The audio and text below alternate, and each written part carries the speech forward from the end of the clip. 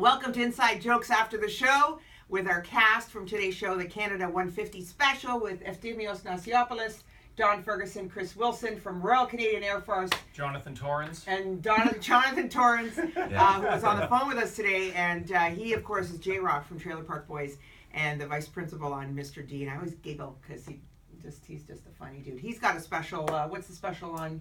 Your Special Canada. There you go. So it's a lead-in, if you will, for Canada 150 on CBC. I don't know why I have such a tough time saying Canada Day. Well, that's tough, Canada. Right? Canada. It's like the standard Canada Day. Where did Canada come from? Who first made fun of that? Canada? Yeah. Well, that was the name for a village, right? Canada. Of course.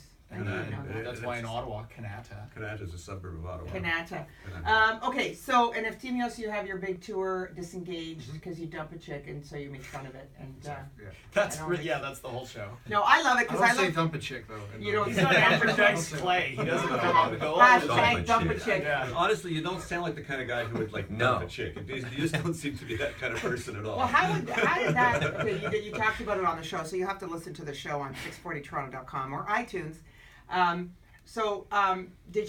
Was there a big follow-up after that?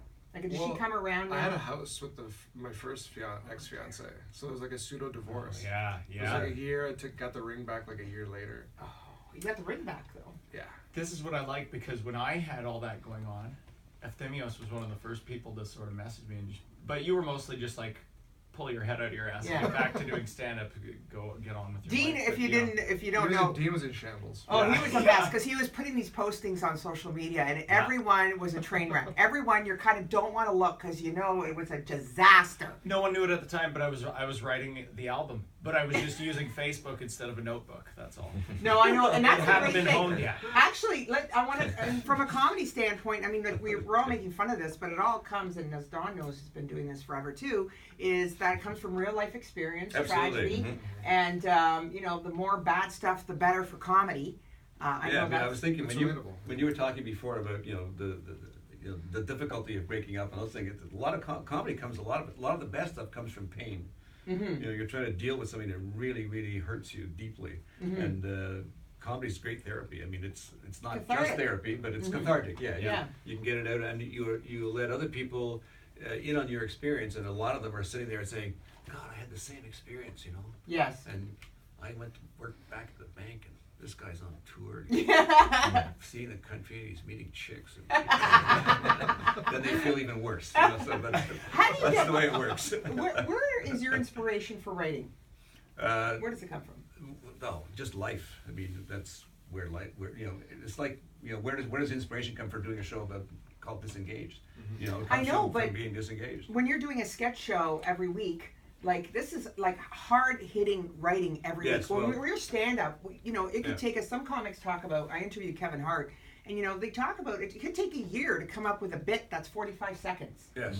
And God forbid if the bit is about Trump and he dies, there goes that whole.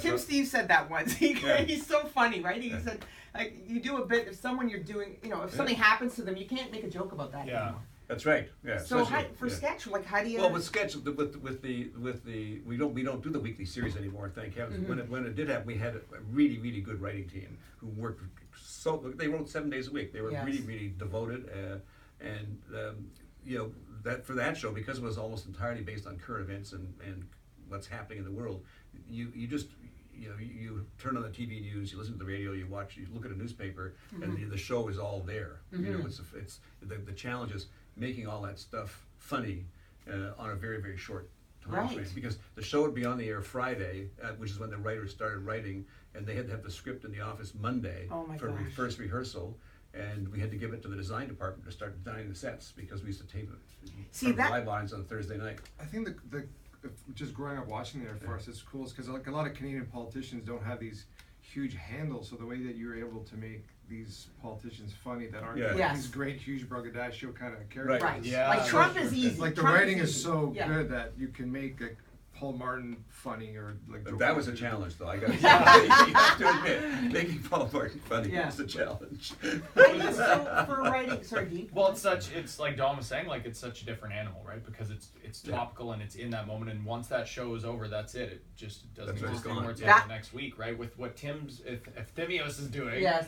I always do that, but it's this one-man show that's honed over time, and all this stuff is sort of going through that rock tumbler. It was like, there was this great Billy Wilder quote where he said, if you're doing like a live show like that, where you're taking it on stage repeat times, because it doesn't have like a finite shelf life. Right. One night your character could have a limp, and if it doesn't work with that audience, then you change it the next night, right? It's more of an organic thing. So, Efthimios, where do you get your inspiration? Because you can't do, is it the full 40, 45, whatever on the break? It's not even stand-up. It's a one-man show, so it's more storytelling, and there's a couple scenes in there. But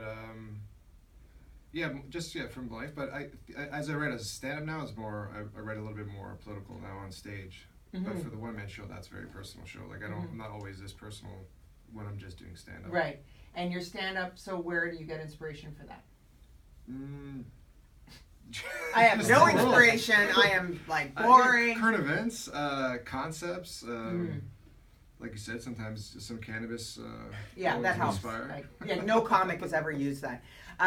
So top line. So I'm writing. I'm trying to get past 4 minutes of material, and no, I have more than that. But I have a bit, and often what happens is I have a bit, and I want to lengthen it because for the longest time I would just jump from bit to bit. But I'm trying to get more into storytelling and really growing a joke. So now my new thing is. On any given day, I could, because I set it up as a cougar and being my age, and as I'm aging and all the things going, I know I'm so too young to be a cougar at 32. Go figure. Shut up, Dean. So I talk about going on any given day. I can be dressed like a stripper or to a senior in any given day, and so I create the picture of. What are you today? Both, because I have soft pants on, but then I put the choker because I want to look a little, Courtney's going, right? It's youthful. It's hip. Yeah, I don't know what that is. It's the new thing. It works. Yeah, I haven't been able to swallow for 2 hours. I'm gagging all the time. So I have that. I set up a picture of what the stripper looks like the shoes. I do the whole thing. And then to senior, where I take a Kleenex and I just slip it right there in the sleeve. There it is, just there. And I get into the soft pant thing. And so now what? You want us to write some jokes? Yeah, right now. No, but how do you expand it? How do you where do you go? I mean, this is the toughest challenge with writing. Is just kind of. Honestly, what you past should 5 do, seconds of material. Go and hit some, because Toronto has a ton of them. Go and hit some of these actual storytelling shows. Yes. Because it really changes you. Like, instead of just that one-liner thing where you're like, how can I stretch this out? Or you're just tossing out one-liners. That's fine. Everybody has to find their own voice. But go and hit some of those shows. It'll force you to actually churn out this material that you maybe had never thought about even doing comedy about before. There's probably a lot of good stuff you can just flat out steal. Yeah. That's what I'm looking for. That's what See, John's on to me. Because I was trying to steal from them, but I'll just do that way. Or I watch old washed up comics and then just Rickles has been gone now. Yeah. There's a long enough spread with the Don Rickles stuff. At all. Yeah. Recycle, reuse. Well, thanks so much to our panel today. I'm so happy. Chris Wilson, Don Ferguson, Jonathan Torrance. Yeah. Filling in as Dean Young. And Efthimios Nasiopoulos. Very exciting. Thanks for joining us on Inside Jokes after the show. Thank you, Courtney Eve. Stay tuned next week.